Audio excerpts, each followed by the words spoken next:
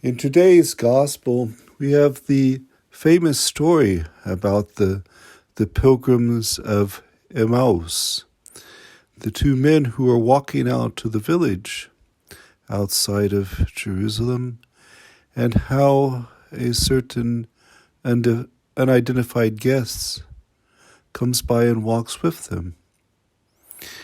And this guest either really or apparently plays dumb, that he doesn't know about what had happened in Jerusalem. And the two pilgrims are rather astounded that they couldn't have known that Jesus of Nazareth was crucified, that he was killed, but then also that it was reported that his tomb was empty. And so this mysterious guest goes through and goes through the whole scriptures and explains about how they all led up to Jesus the Christ, and how there were so many references in the past scriptures that led to him, and how these two pilgrims their hearts were burning when they heard this, because so many of these different perhaps incidents or parts of the Old Testament came together, and it all seemed to fit together now, and this whole puzzle was put together, and they said, yes, now we see, now we understand. And so as they're walking along, that the guest, he pretends or says that he has to go on, and they invite him to come into the inn and to have dinner with him. And then this guest takes the bread and blesses it and breaks it and gives it to them. And the pilgrims take it and they consume it. And then, lo and behold, what happens? The mysterious guest vanished.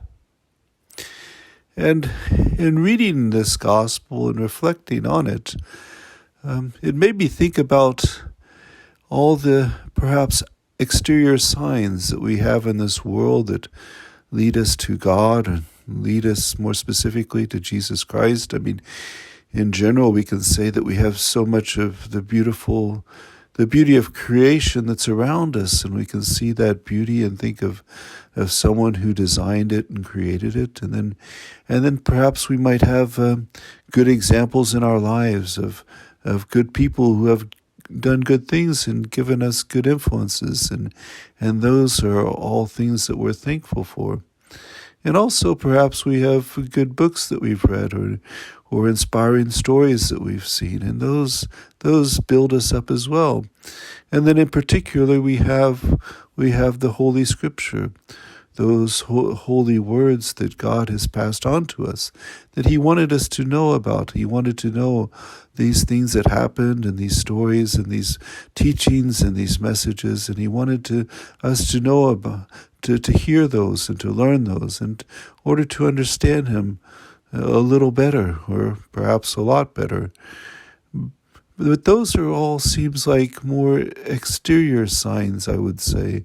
Exterior signs. And that's interesting how when Jesus, and we understand after this story goes on that the mysterious guest was in fact Jesus himself. And so he leads the pilgrims up to that monumental moment where he does give them the Eucharist, and he does give him his body and blood under the appearance of the bread.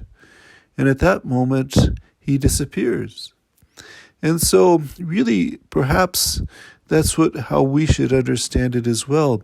We can have many exterior signs that lead us up to Jesus, but maybe when we receive the Eucharist, receive Jesus himself, it's a time for us to go within, to go down within ourselves, and to be there in quiet and stillness and silence with Jesus.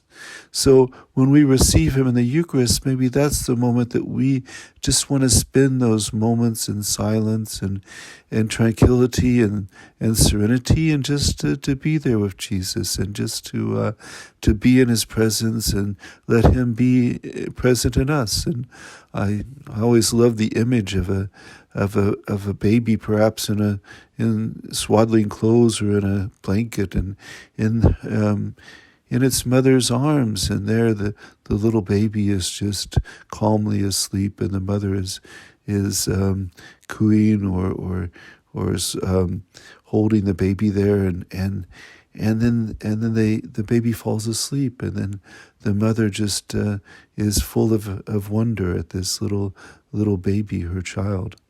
And so in that moment, there's certainly a great union going on, but no words are exchanged, just a very peaceful serenity. And so that's what we had hoped, that when we receive Jesus in the Eucharist, that he would draw us within, that his exterior appearance wouldn't be there, but his interior reality would become very present to us. And so he vanishes in the story of Emmaus, because he's calling us to be with him within our hearts, within our minds, within our soul, and just to be quiet and still, and to be there alone with Jesus.